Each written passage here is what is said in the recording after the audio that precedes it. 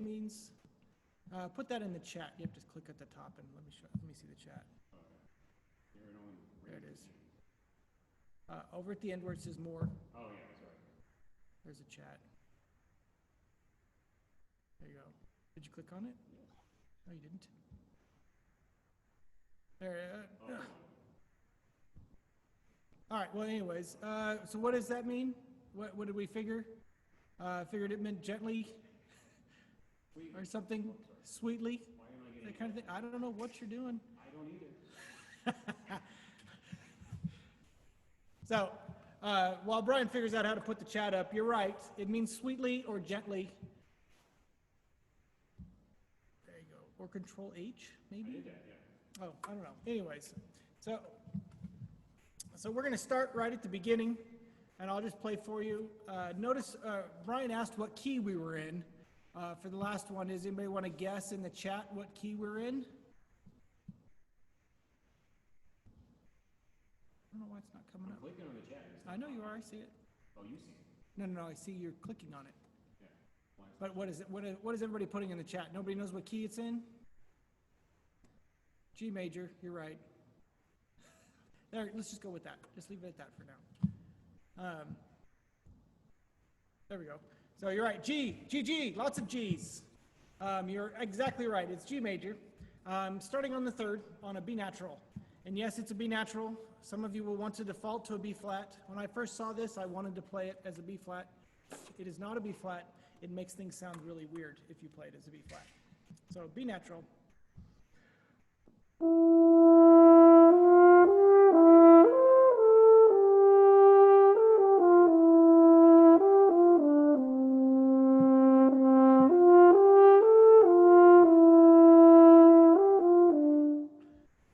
First phrase. What note does that seem to center around? Anybody want to make any guesses? It seems to center around a B, doesn't it?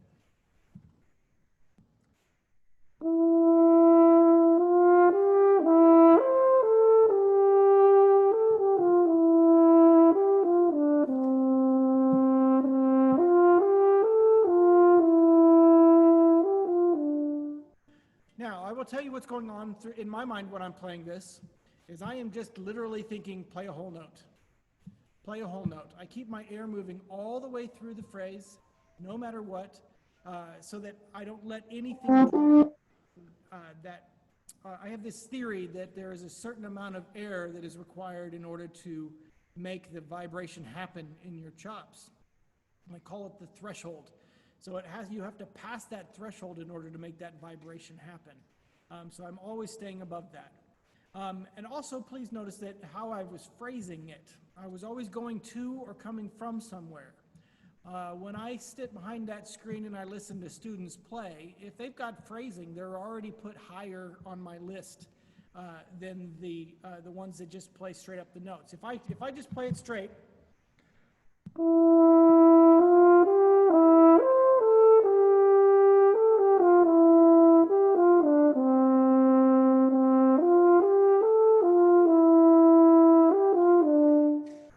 it's there. I hit all the notes. I played them all in the right time, but it was kind of boring, wasn't it? So if I bring a little bit to it, if I actually take some risks musically and create some phrasing,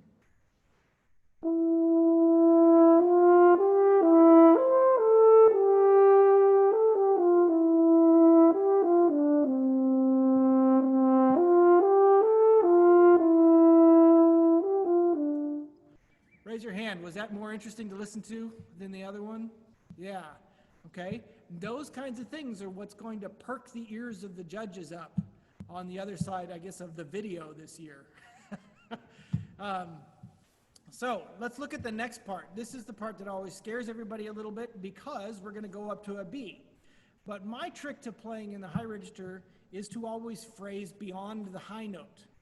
So I'm not thinking of playing to that B. I'm thinking of playing at least to the F sharp on the next line, if not all the way to the next D, the one that's on the third beat of bar 6.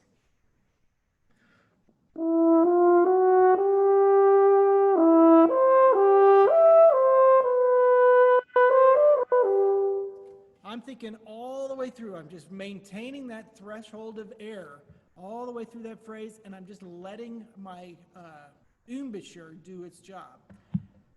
Just a quick, I'm sure that, I'm pretty sure that most of you guys came to the morning warm-up. Raise your hand if you remember me talking about the Embouchure. Talked a little bit about high register, okay?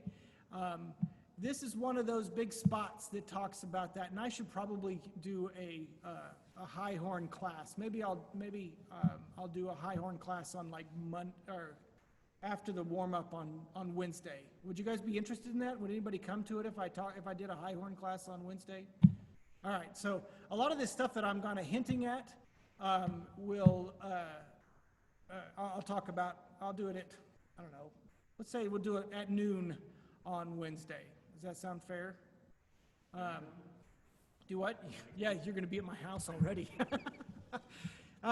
Okay, so I'm just keeping the air, maintaining the air, and then blowing all the way through those high notes. So let me play that whole first section for you so that you kind of get an idea of what we're looking at. And Brian, would you put up, while I'm playing, would you put up a poll? What I want to ask is whether you've looked at this etude or not. So this is just the poll that, the first one that so if you, drop down. Where are you on these etudes? So relaunch the poll, and while I'm playing this, you guys fill this out.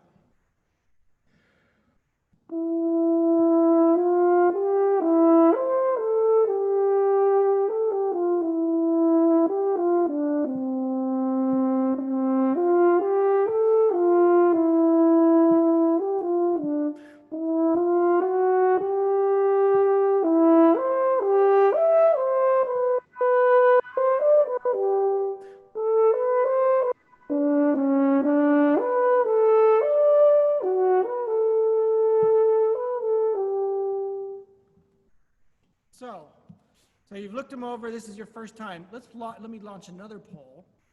The other one that says sound. Sound. And so what I want to ask you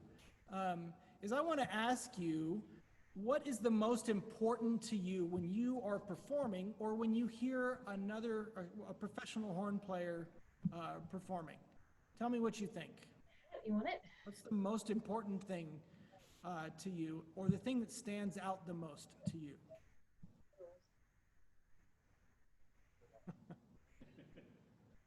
Yeah, well, somebody caught on.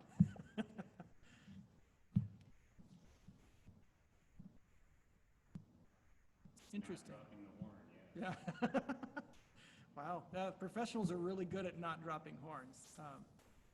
Although I say that, and there's a few of my friends that are probably giggling, going, "Yeah, right," or stepping on them. I think one of our friends stepped on one once. Okay, share that poll. Okay. So let's talk about what you see there, and how much time you spend on the things that are the most important to you. I mean, of course, not dropping the horn, 5 of you. But if you were to really vote in this situation, you would probably vote for sound or tone, and that's very important. So I asked the question, how many of you guys spend time working on your sound or your tone? How many of you guys spend time every day doing long tones? How many of you guys spend time every day playing lip slurs and crescendos and all of the beautiful stuff that we do as French horn? Jackie talked a little bit about it, and how, it should be easy to play, and we play this instrument because of the way it sounds. Not because of the way it makes us feel, because holy cow, I feel really low most of the time when I pick this thing up. It's like a constant fight. But what you want to focus on with this etude is creating a good, beautiful sound all the way through. If you were to describe, and I'm not going to be able to see the chat, because Brian doesn't know how to do it. Can you go back to the full screen and show me the chat? I'm just kidding. I'm just messing with you. So stop share. See, I have 2 monitors. I know, it's the same for me at home. I know, and I'm trying to do it on a laptop. Let me ask you, if you were to describe what you're hearing through this microphone now, would you describe the technique, the range, or the sound that sticks out to you the most? Just put it in the chat. I don't have a poll made for that. Sound. Well, good. The sound's coming through. That's good. All right. So, do you think that the judges on the other side of the screen are going to notice that same thing? Very much so. Okay. So, how many? Well, let me. Molly just turned off her video, but Sam is still there. Or I see an empty chair with Sam. I know. Yeah. I forgot what I was going to ask. Ask my family how much do I spend, or how much time do I spend on long tones when they hear me warm up? Every one of them hears me warm up constantly. Do I spend at least 15 minutes, 20 minutes a day on long tones? No? Maybe? Kind of? Sam's like, no, his room's on the other side of the house. Molly hears them, and and I do the big train ones, the ones that are loud and soft, and I tried my very best at the loud to shake the windows. I've heard shoes thrown at the wall, because Seth's room is right next to my office. Yeah. Okay. Yeah, and it rattles Molly's teeth, is what she says. So that's the idea. And so she actually went to the dentist today and got a new crown. So, okay. So she was already the queen. That's right. So let's talk about the next section. So this section goes from measure 6, 7, 8, from the 9th measure all the way to the trill at measure 16. So let's talk about lip trills real quick. And ironically, or coincidentally enough, when I talk about high register, I'm going to talk about trills too, because I think that trills and high register are very much associated with one another. So the way that you're going to finger this trill is on the F side open. So it's just from C to D.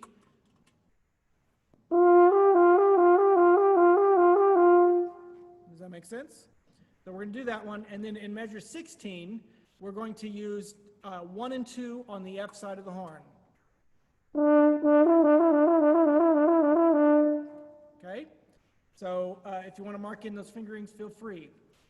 So the trick to both of these is to actually play them in time. So you get, if I were to write the notation for this half note with the trill plus the umlaut, which is the Nachschlag, excuse me. With the Nachschlag, I would write a dotted half note, 8th note, and 2 16th notes. So I would hold it on the 8th note. So it would sound like this.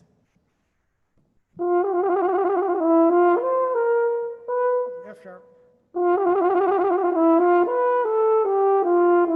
So I would hold just for an 8th note, and then do my Nachschlag, and then move on. Does that make sense?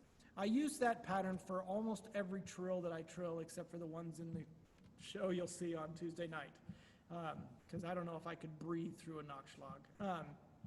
So let me play this next part, and I want you to write in the chat what sticks out to you and what kinds of things that you would be concerned about in playing this. Besides the lip trill, you can't say that, everybody will say the lip trill.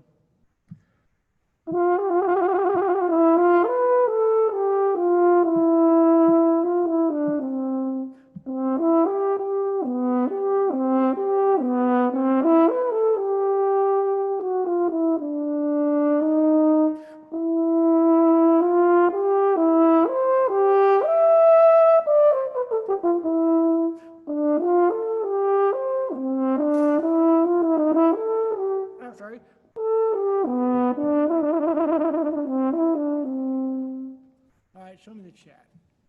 What kinds of things would concern you about working on that? I love your tone, I'm jealous. Me too.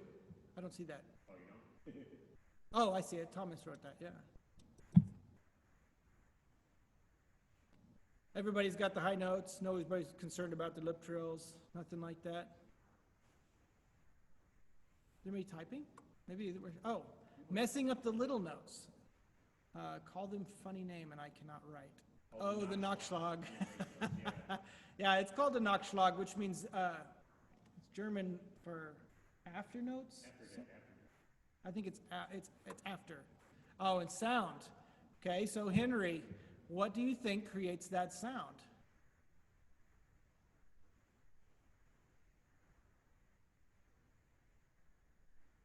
Air. You're right. You're absolutely right. 3 letters. Air.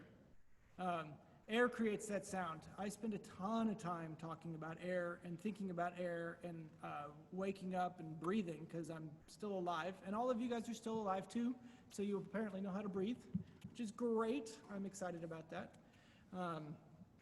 Do the little notes differ? First looks like 16th notes and the second looks like 30 seconds. Oh yeah. Okay, so they do. And actually I missed the little turn, didn't I? I didn't talk about the turn that's in the middle of that. So this is in measure 15. The trick is that you kind of just have to jam all those notes into that one beat. I know that we could quantify it with a metronome, but in this case we're just going to jam them all into one beat.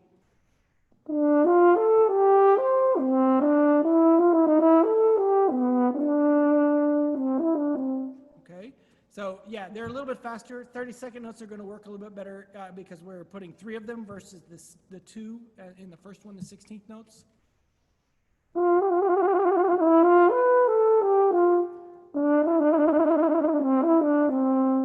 The trick is you just have to make sure they happen in time, and that last resolution note happens on beat 3 of measure 16. Does that make sense to everybody? Thumbs up? We all good? Adeline, you got it? No? You want to demonstrate for us? No, I'm totally kidding. You don't have to do that. Seb's already doing it. Seb's already doing it. You got it figured out, Seb? Yeah? Yeah. Okay, so let's look at the third section. So this is the section that starts in measure 17 and goes until the end of measure 24. Now, these are rough sections. You don't have to use these sections, but when I look at this piece, these are the three different sections that stick out. And yes, there are some things that work from one to the next, but these are the spots that I really was able to break up in my mind. So let me show a little bit of that. Look ahead. Oh, let's talk about measure 22, because everybody's going to be freaking out about that a little bit. So the first one, how many of you guys can play a C major arpeggio? Yeah, Brian can. Jacqueline can't. I'm just kidding. She puts down her high F horn and just goes. Yeah, so that's just a C major arpeggio.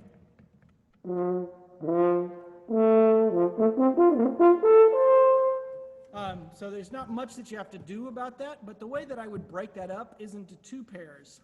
I would break it up into two groups of 4.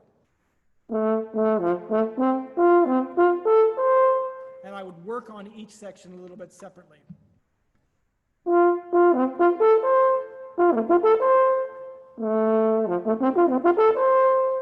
So that I could work things a little bit better.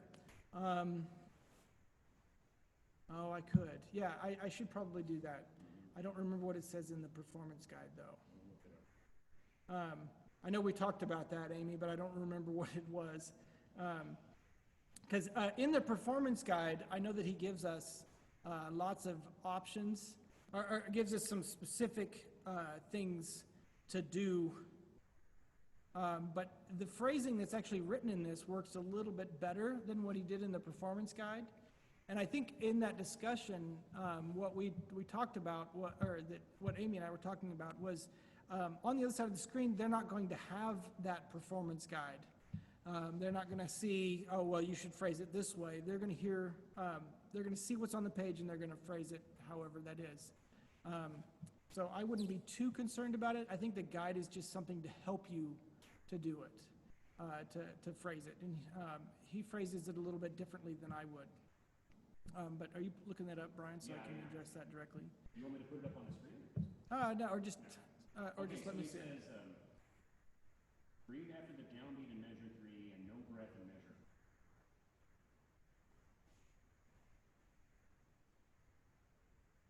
4. So if you were to play it the way that he wants to play it,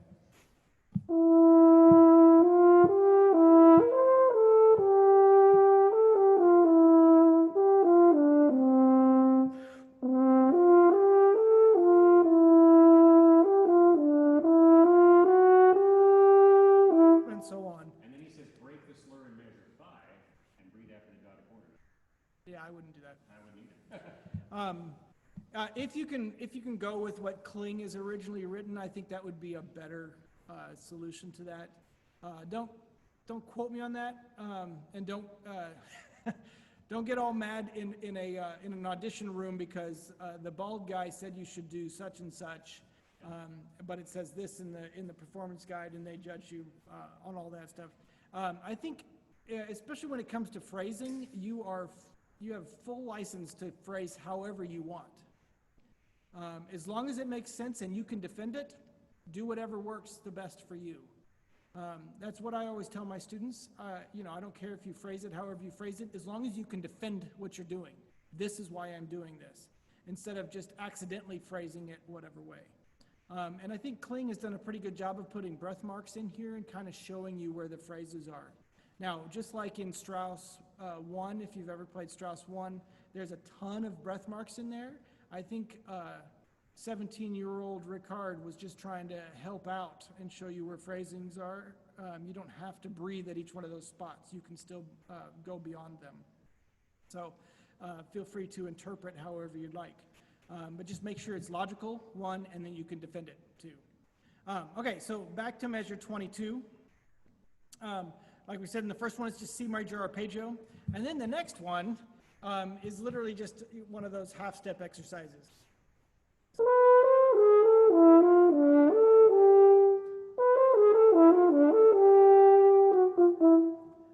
So I would just, I just practice, I like to do those little things anyways.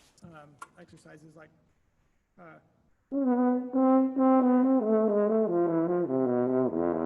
those kinds of things. So this is just another one of those little things. And then, yeah, it's the rest of it's pretty straightforward. So let me play this phrase for you. And I'm going to play the Kling phrases versus what he wrote in the performance guide.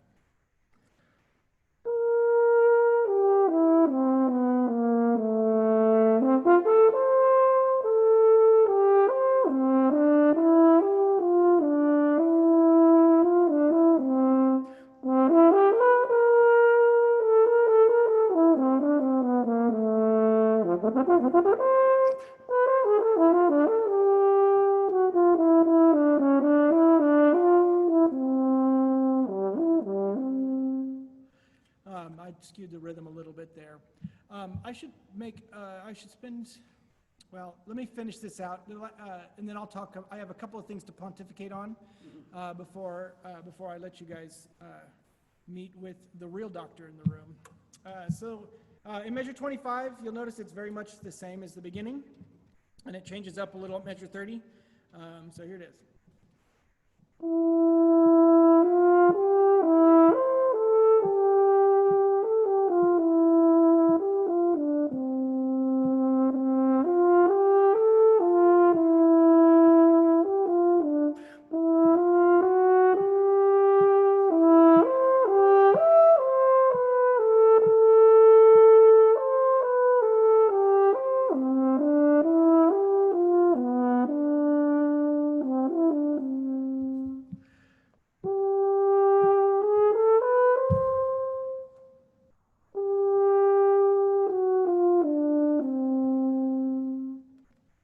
So I want you to notice, and I didn't intentionally, or I intentionally didn't put my metronome on, but I played, and I watched Brian's feet. I was playing exactly in time.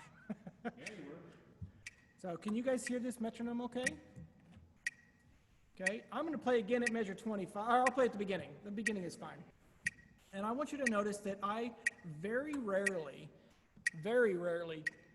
stray from time. I'm a real time guru, and I think you could make music within the boundaries of time. So right there at the beginning.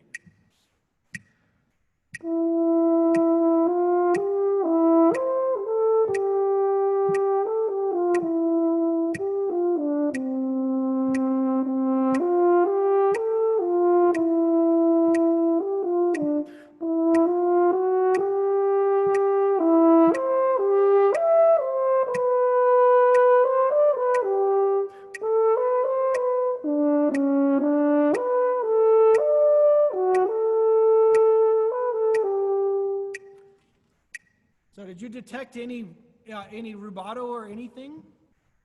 No, I played directly in time, but did it still sound musical to everybody? You can stop the share. Did it still sound musical? Because you can create music without always skewing time. The only time that I would adjust in this piece would be the last couple of measures. And maybe at the very end of a phrase, I might pull back, but I'll always give it back. Does it make sense? Okay. All right, let's open this up for questions. Let me answer some questions.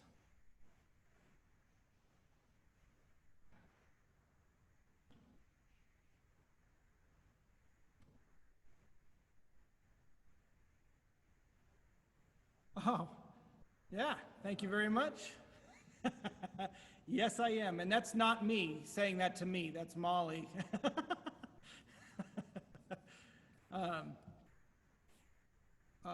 Portato or staccato like original cling? I don't have original cling. Oh, you mean like okay, I know what you're saying. The dots under the slurs. Okay, so let me talk a little bit about what I see in that, okay? So that's a string marking, the dots underneath the slurs. So the way that string players interpret this is if they don't see anything written over their note, then they go back and forth. So every note, D, dot, dot, dot, D, dot, dot, okay? If they see a slur, then they go all in one direction and change the notes in one bowing. If they see dots underneath a slur, then what that means is, it's portato, right? Am I right? Okay. It means portato, and so what they do is with the string, or with the bow, they go all in the same direction. Does that make sense? So they create the articulation not by going back and forth, but by going all in one direction. And so the way that we have to interpret that as horn players is that I interpret it as a clear front legato. For instance, there's a good spot. I don't know where a good spot for that is. I don't want to do that one. 11, 12, 13. If I start at measure 13, you'll hear kind of what we're dealing with here. And even more interesting is that in this edition, he's got a slur over a slur and then the staccatos. And I think that's more for a phrasing issue.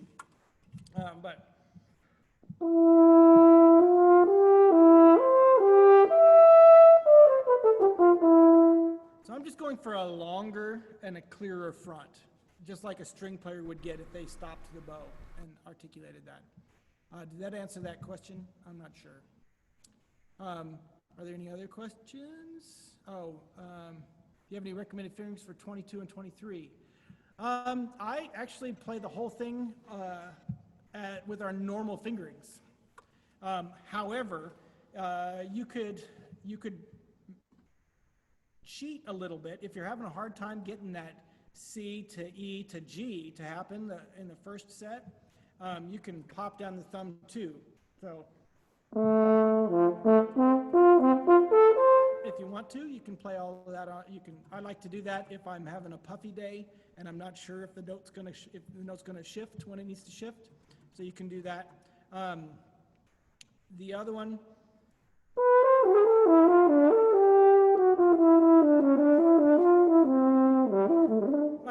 I don't adjust the fingerings there at all. I think they work just fine. They don't go by fast enough to be too concerned about it. I guess my time is up. It is now time for Jacqueline Adams to come and take over. I hope that you've enjoyed that. If at any point you have any questions about any of this stuff, well, yeah, so are mine. Thank you. Yeah, really, join the club. Yeah, join the club. Most of that, and I have a trick before you get up there. For the high Bs, the trick is just to cover a little bit. So if I'm going up to it, if I do it,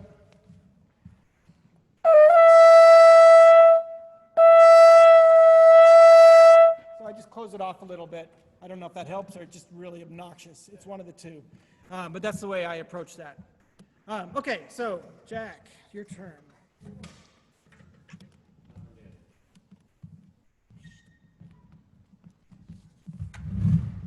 Hi.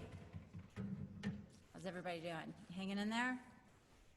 Yeah, good. 2 down, 1 to go. So this is selection number 3, and one of them is really technical, like Brian showed, right? And one of them is really lyrical, like Gerry showed, and this is kind of a mix. You have that beginning 2 lines, which happens again around measure 34. But 27 to 32 is more technical, and also I kind of count 46 to the end as a chunk. How many of you have already worked on this one? Can you raise your hand? Cool. So I'm just starting this one as well, more or less. So I was trying to approach it in the same way that you would, and maybe how I would practice it.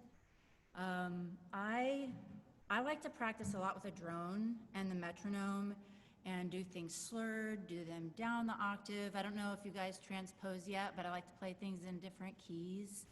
And a lot of times, even if it's just down the octave or up the octave, these etudes are pretty high, some of them, you know? So I was thinking about how you guys are gonna practice and prepare the 3 of these. And it's gonna be really important that you have a good plan and that you take a lot of breaks